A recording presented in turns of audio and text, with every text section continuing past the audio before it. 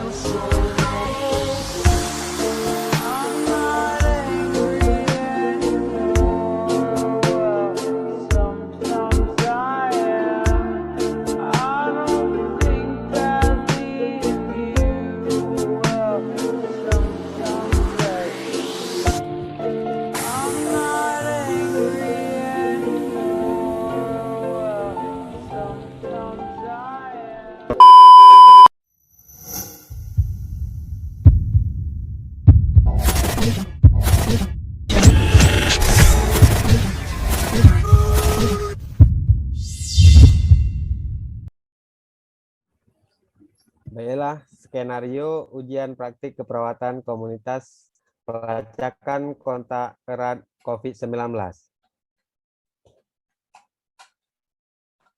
Penginformasian pertama kali kontak erat via telepon. Anjuran karantina mandiri. Untuk kasusnya, Nyonya C bertemu dengan sahabatnya pada tanggal 23 di sebuah kafe. Mereka makan dan minum bersama. Dan setelah 2 hari berlalu, tepatnya pada tanggal 25 November, sahabat Nyonya C tersebut terkonfirmasi positif COVID-19. Pada tanggal 27 November, Nyonya C dihubungi oleh salah satu anggota tim tracer Puskesmas Kambaniru bernama Nestuti melalui telepon. Keesokan harinya, Nestuti bersama tim tracer Puskesmas mendatangi rumah Nyonya C. Halo, selamat pagi Ibu. Mohon mengganggu waktunya sebentar. Selamat pagi, iya tidak apa-apa. Baik Bu, ini dengan Nestuti, petugas pelacak kontak dari Puskesmas Kambaniru. Mohon maaf sebelumnya, apakah benar ini dengan Ibu Christine yang beralamat di Kelurahan Kambaniru? Iya benar, saya Ibu Christine, ada apa ya? Apakah benar Ibu Christine tinggal di RT 40 RW 7 Kelurahan Kambaniru?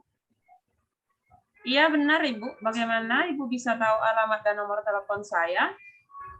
Mohon maaf Ibu sebelumnya, untuk nomor dan alamat Ibu terdaftar di data di puskesmas kami. Saya ingin meminta waktu Ibu Christine untuk melakukan wawancara besok jika Ibu mengizinkan. Baik Ibu, tapi kira-kira ada apa ya? Saya jadi penasaran sebenarnya ada apa? Baik, begini Bu, agar Ibu tidak bertanya-tanya lagi, akan saya beritahukan maksud saya menelepon tadi disebabkan karena Ibu adalah salah satu yang telah melakukan kontak erat terakhir dengan salah satu pasien yang positif COVID-19 pada tanggal 23 November. Namun mohon maaf, kami tidak bisa menyebutkan nama pasien tersebut. Oleh karena itu, besok saya bersama tim ingin melakukan wawancara kepada Ibu Christine. Jika Ibu Christine bersedia dan tidak sedang sibuk. Dan tentunya data Ibu tidak akan kami sebarluaskan dan dijaga kerahasiaannya. Waduh, ini tidak salah dengar saya Bu. Siapa ya kira-kira pasien itu? Mohon maaf sekali lagi Ibu untuk nama pasien tersebut. Kali ini kami belum bisa memberitahukan. Bagaimana? Apakah Ibu Christine bersedia besok untuk kami lakukan wawancara? Baik, Ibu bisa, tapi saya masih tidak percaya ini Bu. Jujur saya jadi pikiran. Mohon agar Ibu jangan khawatir atau kepikiran ya. Jika Ibu dalam kondisi yang sehat sekarang, yakin kalau Ibu akan baik-baik saja. Kami juga tentunya tidak mengharapkan hal yang buruk akan terjadi. Jadi Ibu Christine tetap semangat dan berpikiran positif ya. Baik Bu, iya semoga saja tidak apa-apa ya Bu. Iya Bu Christine, kalau begitu saya akhiri sampai di sini saja dulu pembicaraan kita ini ya Bu. Dan besok saya bersama tim akan kembali untuk mewawancarai Ibu Christine lagi. Baik Bu, saya tunggu. Baik Bu Christine, terima kasih buat waktunya hari ini. Sama-sama Bu. Keesokan harinya, Nyonya C didatangi oleh tim tracer Puskesmas Kambaniru. Di rumah Nyonya C juga ada suami Tuan A dan anaknya yang bernama Anak M. Saat tim tracer tiba, Tuan A keluar menghampiri dan berbicara dengan tim yang datang. Selamat pagi Pak Apri. Mohon maaf ya sebelumnya mengganggu aktivitas Bapak sekeluarga. Iya Pak Lurah, silakan duduk dulu. Ini ada apa ya Pak? Begini Pak, karena kondisi pandemi sekarang kan banyak orang yang sakit dan beliau-beliau ini adalah petugas kesehatan dari puskesmas yang mau melakukan tracing atau pelacakan kontak COVID-19.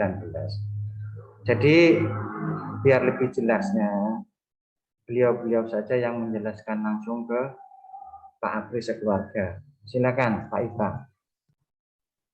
Baik, terima kasih Pak Lurah. Mohon maaf sebelumnya Pak Apri. Ini kami tim tracer dari Puskesmas Kambaniru.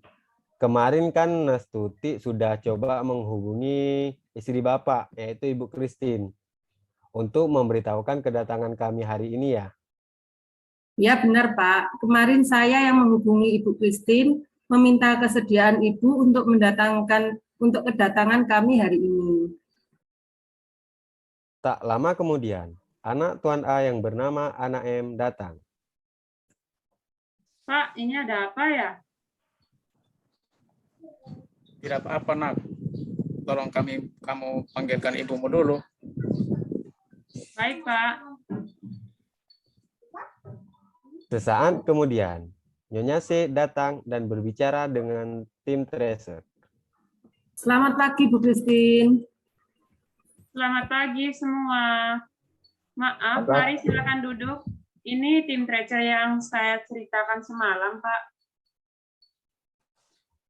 Oh iya Bu, saya tidak menyangka yang datang jadi banyak saja begini. Maaf. Iya Bapak, tidak apa. Kami yang harusnya mohon maaf karena sudah mengganggu waktu Bapak dan Ibu di rumah. Iya, benar sekali, Pak. Maaf sekali lagi ya, Pak, karena kami datang bersama tim. Ya, jadi begini Bapak Ibu, saya akan menjelaskan ulang maksud kedatangan kami hari ini ke sini adalah untuk pelacakan kontak erat. Jadi Ibu Christine pada tanggal 23 November kemarin telah melakukan kontak erat dengan pasien positif COVID-19. Namun mohon maaf kami tidak bisa memberitahu nama pasien tersebut. Oh seperti itu. Jadi kami harus bagaimana sekarang Bu? Jadi begini Bapak Ibu, jadi karena kemarin Bu Christine telah melakukan kontak erat, ada kemungkinan Ibu Christine tertular. Tentunya kami tidak mengharapkan demikian ya Pak.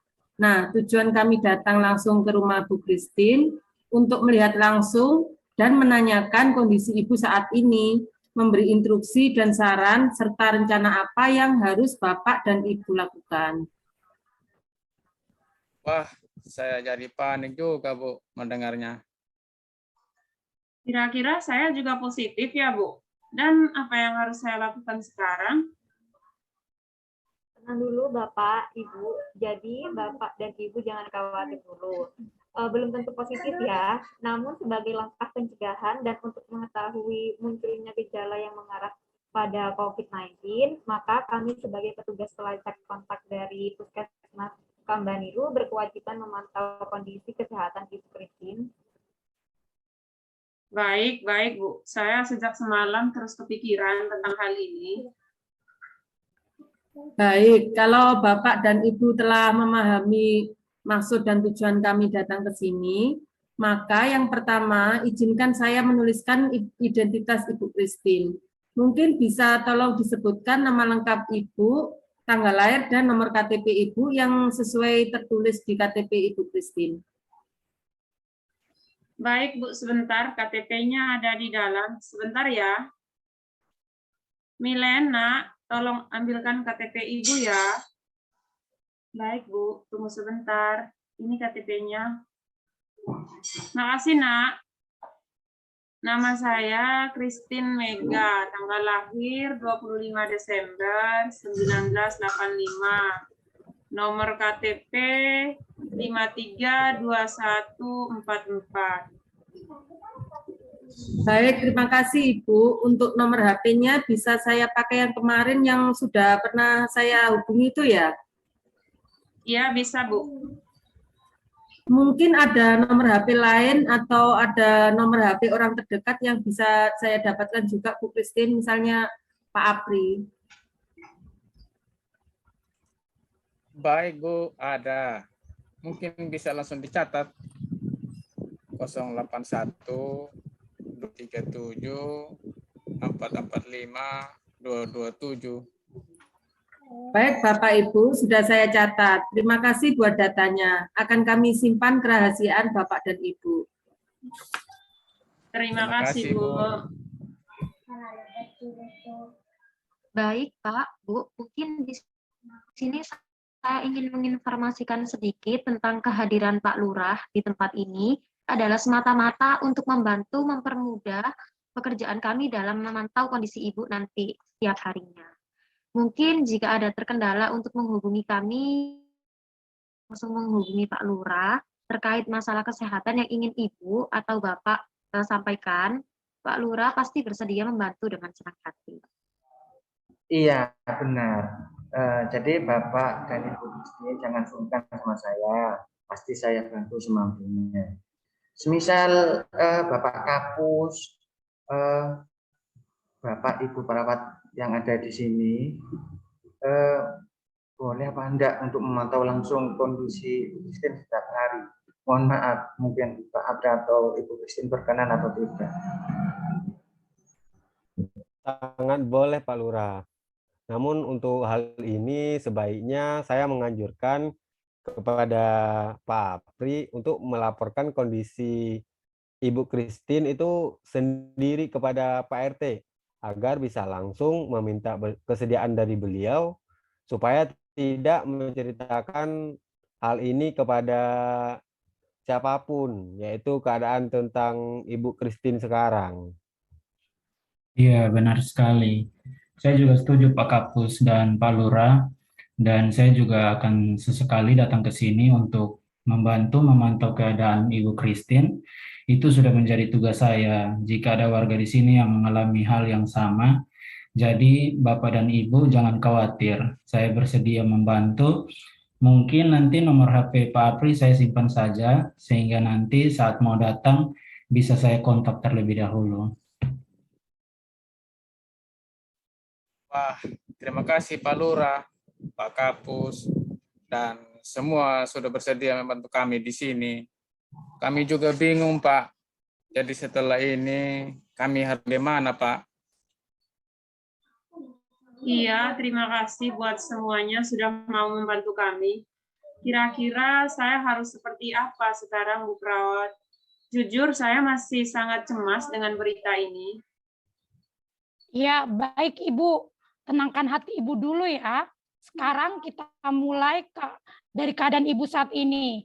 Bagaimana kira-kira sejak tanggal 23 November sampai dengan saat ini, apakah Ibu mengalami keluhan seperti demam, batuk, nyeri tenggorokan atau sesak napas, letih, pilek atau keluhan lainnya? Ada tidak, Bu? Untuk keluhan yang lain, puji Tuhan, sampai saat ini tidak ada, Bu. Oh, baik. Kalau begitu, sekarang Ibu Christine, saat ini Ibu berada dalam kondisi sehat ya. Tidak ada satupun keluhan yang saya sebutkan tadi. Iya, Bu Perawat, tidak ada. Oh, baik Ibu. Untuk selanjutnya mungkin ada beberapa hal lagi yang ingin ditanyakan.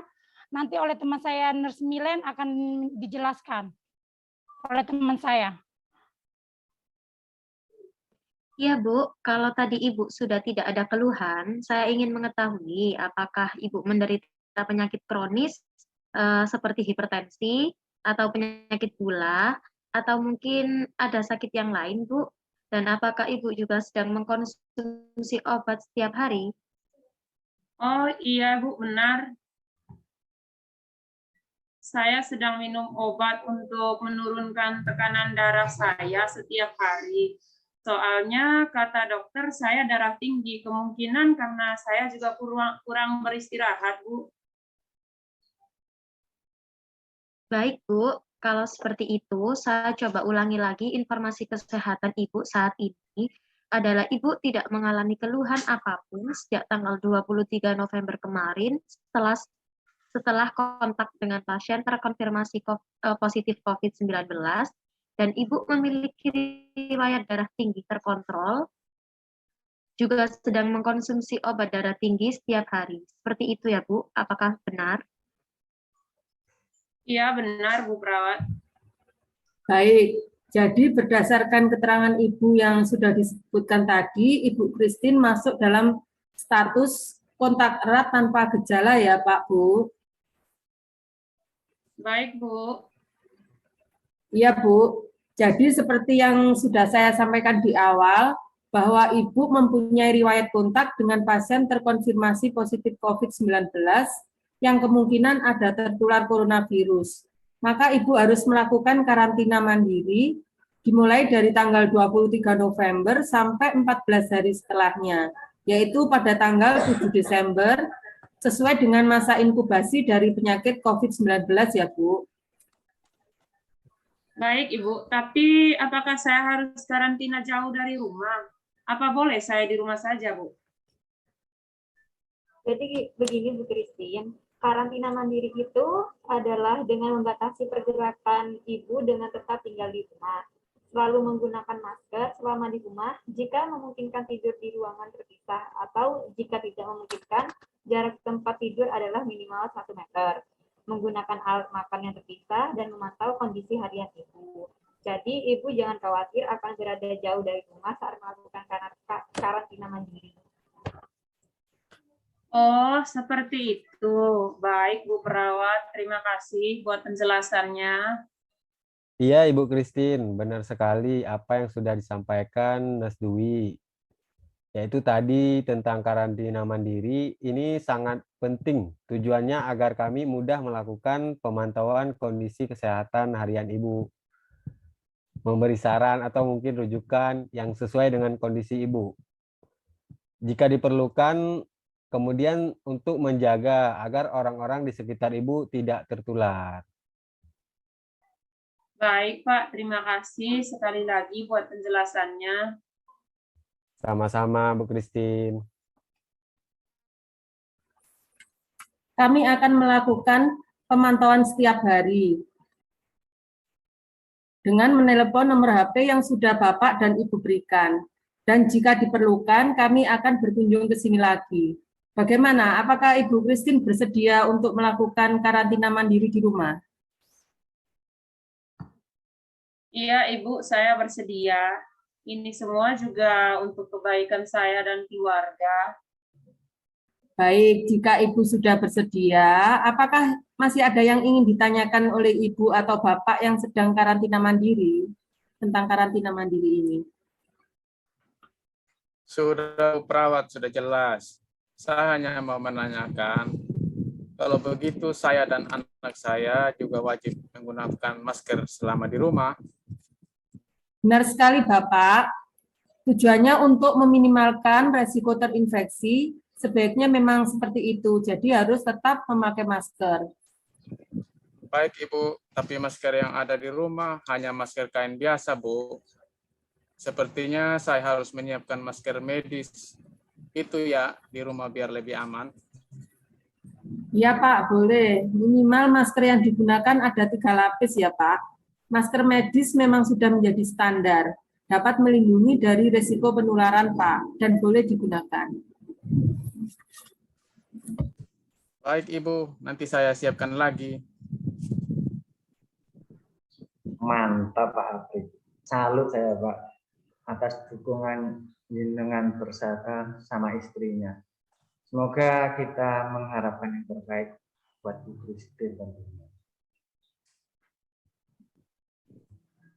Iya Pak Lurah, saya berusaha agar istri saya akan tetap dalam kondisi sehat, Pak. Baik, Bapak dan Ibu, kalau tadi sudah bisa disimak dengan baik, mungkin Nurse Milen bisa menyampaikan poin-poin penting selama melakukan karantina di rumah itu kepada Bu Christine. Baik, Pak Kapus. Bu Christine sudah siap ya untuk melakukan karantina mandiri? Iya, Bu, saya siap. Baik, Ibu. Saya ingin menyampaikan beberapa hal terkait karantina mandiri. Mungkin ingin dicatat saja biar tidak terlewatkan. Iya, Bu, mungkin dicatat saja. Sabar ya, Bu. Nak, bisa tolong dicatat semua yang disebutkan Ibu perawat ini ya. Baik, Bu. Saya ambilkan pena sama bukunya dulu, Bu. Baik, mungkin bisa dimulai sekarang, Bu perawat. Baik, Bapak.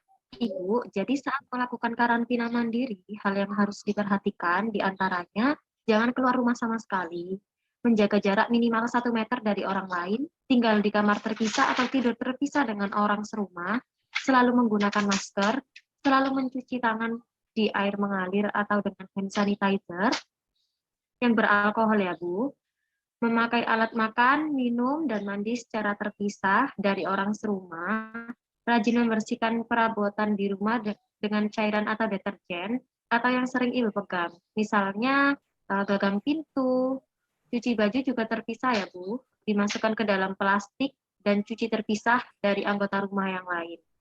Begitu juga dengan sampah bekas makan atau sampah lain, diisikan di plastik terpisah ya Bu. Dan yang paling penting, jika muncul gejala batuk, demam, pilek, sakit tenggorokan, dan lainnya, silahkan menghubungi pihak puskesmas, atau jika tidak gawat, dapat langsung melaporkan kepada kami saat kami menelpon Ibu di hari berikutnya.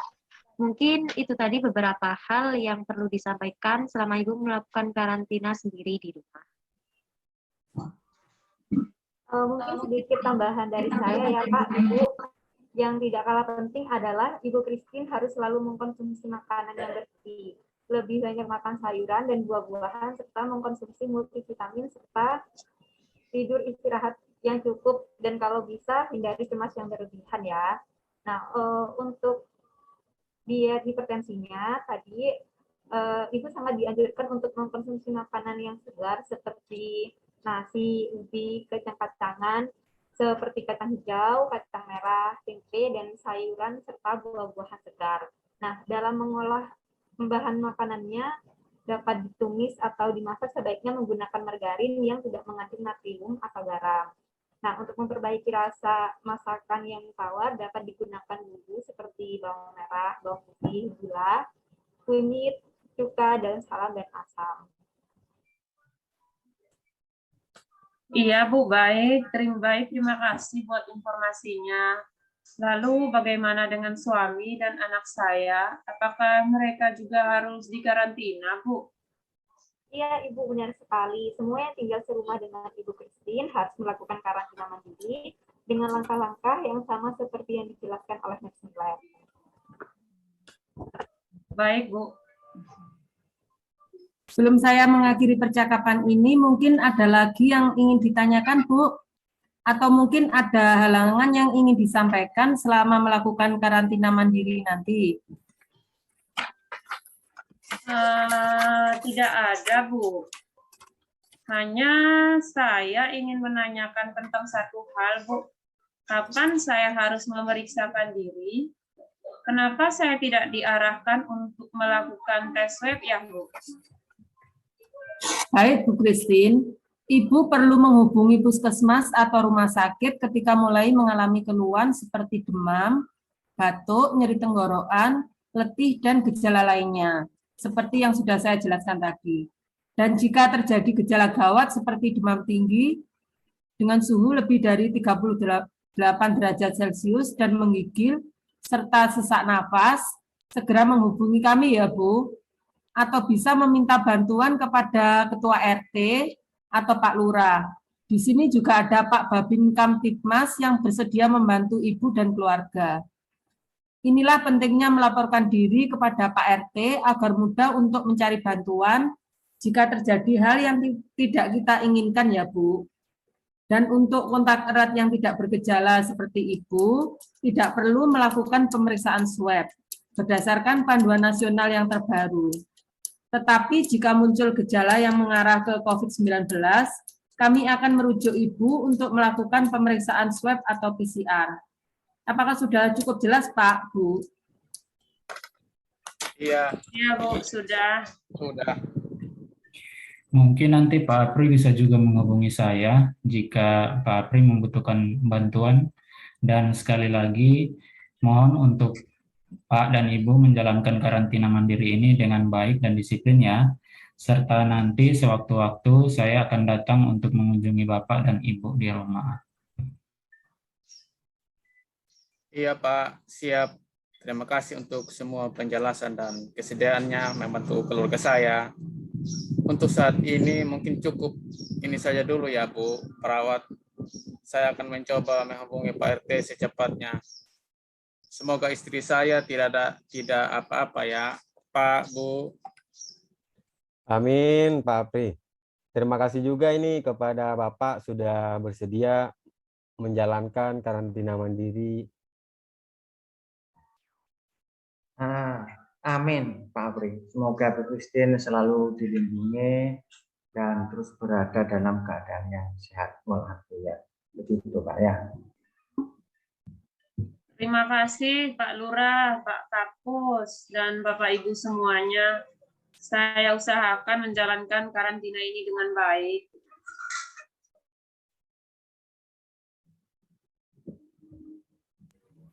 Baik, Bu Christine, kalau tidak ada lagi yang ditanyakan, kami mohon pamit ya Bu, Pak. Dan besok kami akan kembali menelepon Ibu Christine untuk menanyakan kondisi Ibu. Baik Bu, terima kasih. Terima kasih semuanya. Baik, Bapak Ibu Christine, kami mohon pamit dulu. Oh ya, untuk Pak RT, biar nanti saya hubungi sendiri aja ya, jadi jenengan nggak usah ikut menghubungi. Terima kasih sudah mau menghubungi kedatangan kami, Pak Apri dan Ibu Christine. Baik, kami mohon pamit ya, Bapak, Ibu. Iya, sama-sama Pak Lurah, Pak Kapus, dan semuanya. Terima kasih. Terima kasih Pak, Bu. Ya, sama-sama. Dengan berakhirnya kunjungan rumah, maka berakhirnya kegiatan tracing kontak erat COVID-19.